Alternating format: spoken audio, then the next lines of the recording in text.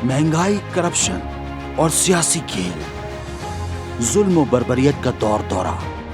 वो जो आए थे गरीब की गुर्बत को मिटाने, लगता है गरीब को ही मिटा के दम लेंगे। मफादात, मसलहत और मुनाफकत, कौन है जो इन मसाइल पे बात करे? मसाइल जब बढ़ेंगे तो सवाल तो उठेगा। जीना होगा, मरना होगा।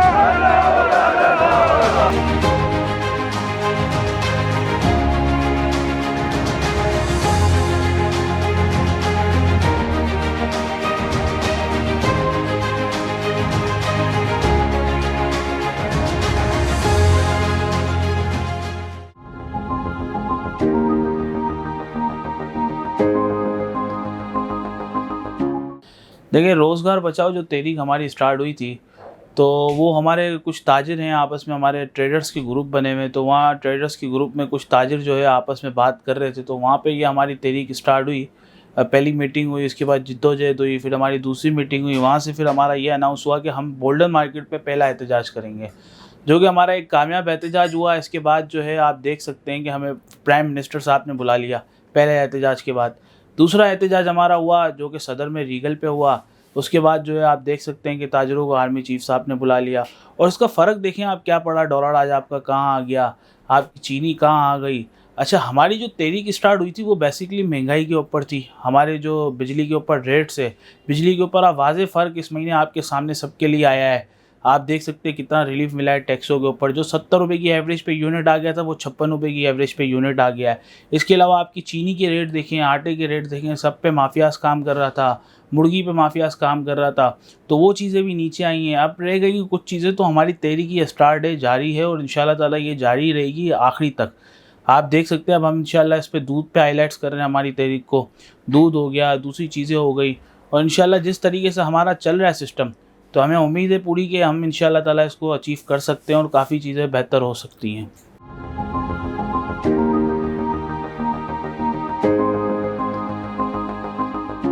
देखिए, फ़ैसले ये हुए कि इम्प्लीमेंट हुआ है उसके ऊपर। पहले तो हम शुक्रिया अदा करते हैं आर्मी चीफ साहब का, इन्होंने इंटरफेयर किया। आप देख सकते हैं कि ब्लैक मार्केट में और ओपन मार्केट के अंदर 50 रुपये डॉलर पे फ़र्क चल रहा था। 350 में भी डॉलर नहीं था। आज डॉलर जो है ना 280 रुपये, 290 रुपये का रेट है ओपन मार्केट का, लेकिन 280 रुपये में भी कोई लेने वाला नहीं है। तो वाज़ेह फ़र्क ये सबके सामने है, और ये फ़र्क लोगों को दिख भी रहा है। ये फ़र्क लोगों को दिख भी रहा है, और ये वाज़ेह फ़र्क है सबके सामने जो आप देख भी रहे हैं। तो इंशाल्लाह ताला इसी तरीके से हम चलते रहेंगे, हमारी जद्दोजहद जारी रहेगी। और जो ये फ़र्क आया है, जो ये सारी चीज़ें आ रही हैं, आप देख सकते हैं हमने वहाँ पे आवाज़ उठाई, और ये नहीं हमारी आवाज़ थी, स्मगलिंग के ऊपर भी हमारी आवाज़ थी। अगर ये इसी तरीके से मामला चलता रहा, और मैं ये समझता हूँ कि आर्मी चीफ साहब को इसमें इंटरफेयर करना चाहिए। जब तक ये इंटरफेयर करेंगे तो मैं ये समझता हूँ कि डॉलर 250 पे नहीं 200 पे आ जाएगा।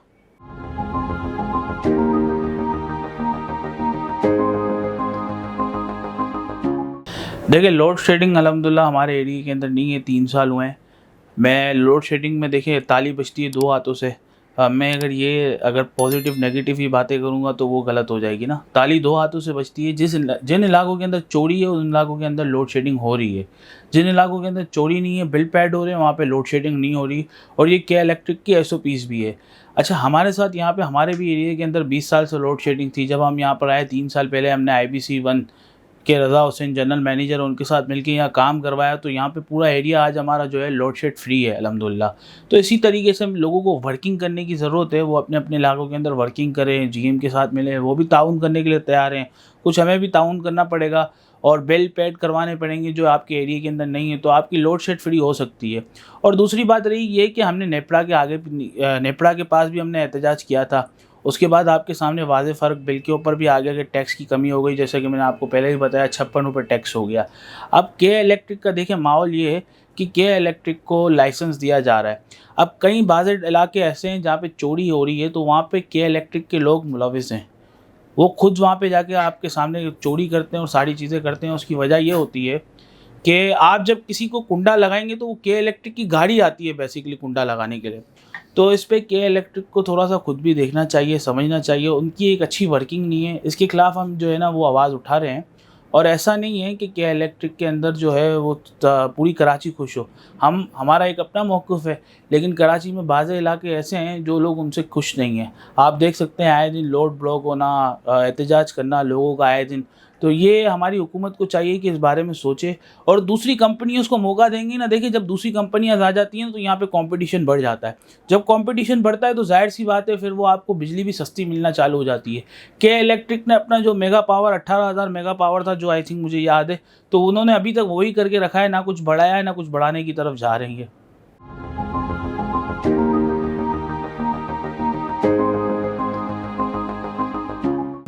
देखिए, बॉर्डर पे जो स्मगलिंग हो रही है वो हमने आर्मी चीफ साहब से कहा था। पहले जब हमारी मीटिंग हुई थी प्राइम मिनिस्टर साहब के साथ, तो उन्होंने कहा था कि आपको बिलों के ऊपर 300 यूनिट तक रिलीफ दिया जाएगा। तो उसी की एक कड़ी है, वहाँ से मैं सिलसिला जोड़ता हूँ। वहाँ पे उन्होंने हमसे कमिटमेंट किया था कि 4 दिन के अंदर आपका जो है ना रिलीफ आपका ऐलान हो जाएगा रिलीफ का, और हम आपको 300 यूनिट तक जो है ना वो फ्री टैक्स कर देंगे। जिनके बिल 300 यूनिट तक आते हैं वो कोई टैक्स नहीं देंगे बिलों के ऊपर। आपकी जो है मीटिंग हम रख देंगे एफबीआर के चेयरमैन के साथ। तो 4 दिन के बाद हमारी मीटिंग हुई एफबीआर चेयरमैन के साथ, बिल्कुल हुई। उन्होंने हमको वहाँ पे यकीन दहानी करवाई कि कल ही हम ऐलान करेंगे, लेकिन एफबीआर मेंबर आए थे वहाँ पर, चेयरमैन नहीं आए थे। तो हमने वहाँ पे एहतजाज भी किया, उनसे कहा भी, और हमने वहाँ पे शिकायत भी की थी स्मगलिंग के ऊपर। इसके बाद कुछ ताजरों की मुलाकात हुई आर्मी चीफ साहब से, उन्होंने भी शिकायत करी स्मगलिंग के ऊपर ख़ास तौर पे। अब देखिए, यहाँ बेसिकली जो आप इंपोर्ट करके लाते हैं वो चीज़ यहाँ पे बिकती है 100 रुपये की, और आप स्मगलिंग से लाएंगे तो वो चीज़ बिकती है 70 रुपये की। तो इससे हमारी मईशत को भी नुकसान होता है। ज़ाहिर सी बात है, कौमी ख़जाने में हमारा टैक्स कम जाता है, हमारी मईशत को नुकसान होता है, तो वो हमारा नुकसान भी बच रहा है, उससे हमारी मईशत भी बेहतर हो रही है। और आप देख रहे हैं कि जिस तरीके से हमारा रुपया जब ऊपर जा रहा है तो अफ़गानिस्तान का रुपया नीचे आ रहा है। तो ये सारे स्मगलिंग की कड़ियाँ होती हैं, और उसका मैं सारा क्रेडिट आर्मी चीफ साहब को ही दूंगा जो उन्होंने जिद्दोजहद करी और इंटरफेयर किया। मैं आर्मी चीफ साहब से यहाँ आपके चैनल के तवज्जुह से ये भी कहना चाहता हूँ कि आप जो है इसमें इंटरफेयर करके रखें। मेहरबानी करके सियासतदानों पे आप छोड़ेंगे तो फिर हमारा डॉलर ऊपर चले जाएगा, और आपकी इंटरफेयर रही तो मैं ये समझता हूँ कि डॉलर 200 पे आ जाएगा।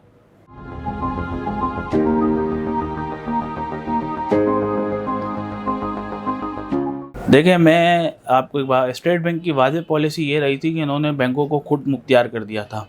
हर बैंक जो है ना वो खुद मुख्तियार हो गया। हर बैंक अभी जो है ना अपनी पॉलिसी पे काम कर रहा है। बेसिकली अभी भी एलसीयाँ नहीं खुल रही है काफ़ी लोगों की, चूँकि लोगों ने इंपोर्ट बहुत कम कर दी है।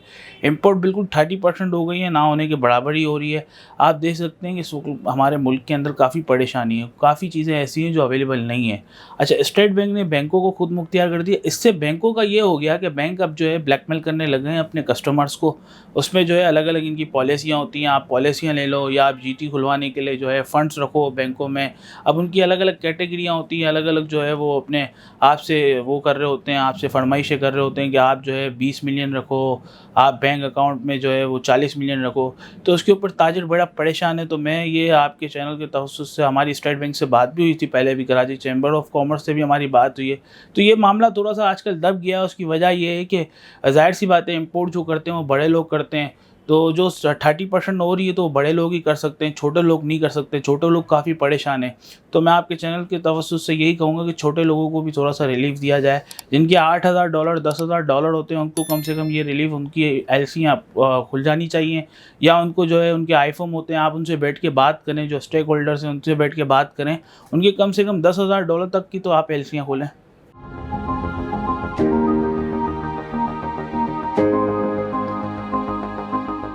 देखिए, यहाँ पे हम सारे इम्पोर्टर बैठे हुए हैं, अलग अलग कैटेगरी के बड़े बड़े इंडस्ट्रियल भी यहाँ पे बैठे हुए हैं। और आप देख सकते हैं कि यहाँ पे कॉस्मेटिक की सबसे बड़ी मार्केट, ठीक है, कराची को रेवेन्यू देने में कॉस्मेटिक का एक बड़ा रोल मॉडल है, आप देख सकते हो। तो वो हमारी मार्केट के अंदर है। यहाँ पे अलग अलग कंपनी के डिस्ट्रीब्यूशन बने हुए हैं। परफ्यूम्स की हमारे यहाँ पे मार्केटें हैं। इसके अलावा हमारे यहाँ आर्टिफिशियल ज्वेलरी है, खिलौने हैं, हार्डवेयर हैं, और छाटी लैंड में जो हमारी मुख्तलिफ़ चीज़ें होती हैं, फूड आइटम्स हैं हमारे जो इंपोर्ट होते हैं। तो तकरीबन इंपोर्ट का सामान यहाँ है। हम यहाँ के सिर्फ कराची को नहीं बल्कि पूरे पाकिस्तान को यहाँ से माल बेचते हैं। तो रेवेन्यू के अंदर हमारा जो रेवेन्यू जनरेट करके हम गोल्डन मार्केट देता है वो 40 से 45% देता है।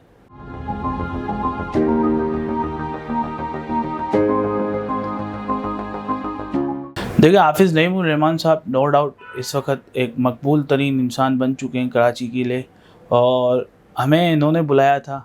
और जब इन्होंने हमें बुलाया तो हमें कहा, यार आप लोगों की तहरीक भी स्टार्ट हो चुकी है और आपका पहला एहतजाज भी हो चुका था उस टाइम पे हमारा। तो उन्होंने कहा था कि हम मिलके स्ट्राइक की तरफ जाएंगे। तो उन्होंने हमारे साथ मिलके काम करने का कहा था कि हम इंशाल्लाह मिलके, अभी हम जो गवर्नर हाउस पे आप देख रहे हैं 6 तारीख को एक एहतजाज करेंगे, एहतजाजी धरना देंगे, तो वो हम मिलके ही देंगे, ताजिर और जमात इस्लामी। तो हाफिज़ुर नईम रहमान साहब की हम आवाज़ पे लब्बैक कह रहे हैं, चूँकि ये अवाम के मसाइल हैं जिन पे ये आवाज़ उठा रहे हैं, अवाम की आवाज़ है, तो ज़ाहिर सी बात है इनकी और हमारे प्रॉब्लम सेम है। और ऐसा नहीं है हम किसी सियासी पार्टी से बिलोंग करते हैं, ताजिर किसी सियासी पार्टी से बिलोंग नहीं करता। माजी में ऐसा भी रहा है कि मुख्तलिफ़ सियासी पार्टियों ने हमारी हिमायत भी की है, और आज भी काफ़ी सियासी पार्टी ऐसी है जो हमारी हिमायत भी करती है, हमें बुलाती हैं, हम जाते भी हैं। तो इस वक्त मैं ये देख रहा हूँ कि जो हमारे जेन्युइन इशूज़ हैं उसके ऊपर जमात इस्लामी आवाज़ उठा रही है, हाफिज़ नईम रहमान साहब आवाज़ उठा रहे हैं, तो उनका हम तहे दिल से शुक्रिया अदा करते हैं।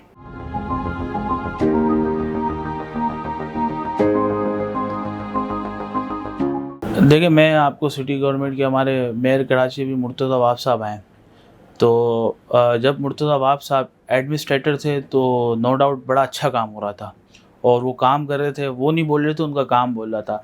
आज जब वो मेयर कराची बन गए तो आपकी मिसालें हैं, उनकी आपके सामने मिसालें हैं कि उनका काम क्या हो रहा है।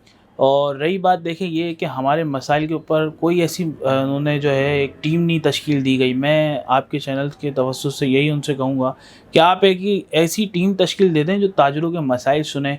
रोड है बनाना, दूसरी चीज़ें हैं, तो आप हमारे कम से कम हमारे लोगों के मसाइल तो सुन सकें। आप अपने ऑफिस में ही बैठे हुए होते हैं तो आपके पास मसाइल चल कर भी आते हैं तो आप मुलाकात करते नहीं। हमें काफ़ी शिकायतें आती हैं कि यार मेयर कराची साहब हमसे मुलाकात नहीं करते हैं, आते हैं घंटे 2 घंटे के लिए आते हैं। तो मैं यही समझ रहा हूँ कि जब तक वो एडमिनिस्ट्रेटर थे तो अच्छा काम था, आज जब वो मेयर बन गए तो अच्छा काम नहीं हो रहा। मेरी नज़र में तो यही है।